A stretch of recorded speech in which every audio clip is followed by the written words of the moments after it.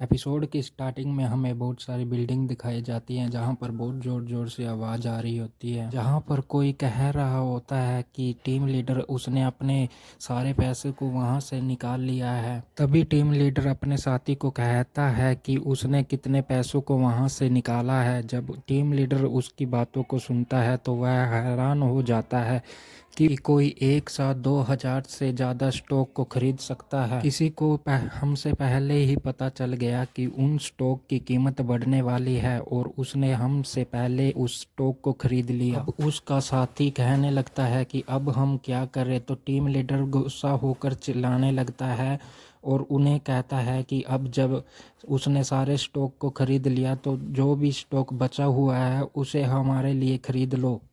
Team leader सोचने लगता है कि मुझे नहीं पता कि वह व्यक्ति कौन था, लेकिन कोई भी हो बहुत ही ज़्यादा किस्मत वाला होगा। लेकिन मुझे एक बात की समझ नहीं आती, जिस स्टॉक को हम बहुत ही दिनों से खरीदना चाहते थे उसे इस बात के बारे में कैसे उसने पता सब चला? काम एक भूत की तरह किया, जैसे कि कोई एक भूत आता है और जाता है। अब हमें हमारे मेन कैरेक्टर को दिखाया जाता है जो अपने कंप्यूटर में देखकर सोचता है कि 35 मिलियन रुपए मैंने बस 3 ही दिनों में कमाए हैं। ये वो पैसे हैं जो मैंने अपनी पूरी ज़िंदगी में छूने का सोचा भी नहीं था। लेकिन ये पैसे काफ़ी नहीं हैं, ये बहुत ही ज़्यादा कम है और मैंने अभी तक शुरू भी नहीं किया। अब हमारे मेन कैरेक्टर का नाम बताया जाता है जो कि टाइसन होता है और वह अपने पुराने घर में रहता है जो कि फ्यूचर में 32 साल की उम्र पर मरकर अपनी पुरानी बॉडी में वापस आया है। अब हमें फ्यूचर में 2020 का समय दिखाया जाता है जहां टाइसन सोच रहा होता है कि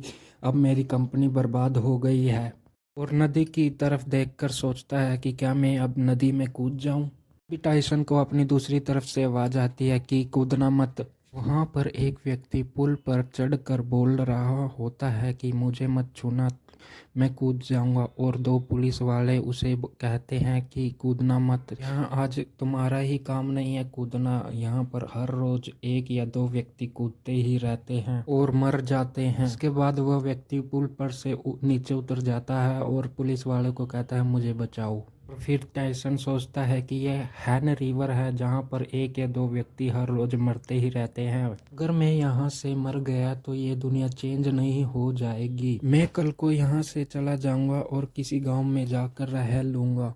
रास्ते पे जाते हुए मेन कैरेक्टर को एक बच्चा देखता है जो गेम खेल रहा होता है और सोचता है कि इस बच्चे की जिंदगी कितनी ज्यादा अच्छी है। क्या इस बच्चे ने देखा भी है कि ट्रैफिक की लाइट चेंज हो गई है? इस समय के बच्चों की लाइफ बहुत ही ज्यादा अच्छी है। तभी मेन कैरेक्टर को दिखाई देता है कि एक गाड़ी बच्चे की ओर बहुत ही तेजी से जा रही है और बच्चे को टक्कर मारने वाली होती है और बच्चे को कहता है कि बच्चे ये गाड़ी बहुत ही ज्यादा तेज आ रही है, आगे से हटो गाड़ी के सामने से। और बहुत तेजी से भागते हुए बच्चे को धक्का मारकर अब गाड़ी के सामने आ जाता है और मेन कैरेक्टर का जिससे एक्सीडेंट हो जाता है और सोचता है कि मैं ऐसे मरने वाला था गाड़ी के आगे एक सड़क दुर्घटना में। मैं अपनी पूरी जिंदगी में अच्छी तरह से नहीं रह पाया, लेकिन ये एक सड़क दुर्घटना है। अगर मैं मरता हूँ तो मेरा इंश्योरेंस मेरे माता पिता को मिल जाएगा जिससे वो अपनी जिंदगी आराम से तो बिता पाएंगे। तब मेन कैरेक्टर अपनी आंखें खोलता है तो अपने आप को अलग ही जगह पर पाता है और कहता है कि मैं ये क्या हो रहा है और मैं हवा में ऐसे कैसे तैर रहा हूँ। तभी उसे एक बूढ़ा व्यक्ति दिखता है और उसे कहता है कि दादाजी ये क्या हो रहा है, मैं हवा के बीच में कैसे तैर रहा हूँ, लेकिन क्या तुम एक यम के दूत हो जो मुझे ले जाने के लिए आया हो? तभी बूढ़ा व्यक्ति कहता है कि मैं तुम्हारा एंसेस्टर हूँ और मेन कैरेक्टर कहता है एंसेस्टर, अच्छा ऐसी बात है। तभी बूढ़ा व्यक्ति बहुत ही ज़्यादा गुस्सा हो जाता है और मेन कैरेक्टर को कहता है कि मैं तुम्हारी खाल उधेड़ लूंगा। तुमने तुम्हारे पड़ोसी के कुत्ते की पूंछ पर टांग रख दिया और जिससे वो कुत्ता भी हमें नीचा दिखाता है। तभी मेन कैरेक्टर कहता है तुम क्या बात कर रहे हो और तुम इतनी जोर से क्यों बात कर रहे हो? तब बूढ़ा व्यक्ति शांत होता है और मेन कैरेक्टर को कहता है चलो ठीक है, चलो मैं तुम्हारी एक विश को पूरी करूंगा। क्या तुम दोबारा से जिंदा होना चाहते हो और तुम्हारे दुश्मन के आगे एक साधु बनना बंद करो, उसे बहुत ही जोर से मारो और अपना बदला पूरा कर लो? और मेन कैरेक्टर कहता है अच्छा ऐसी बात है।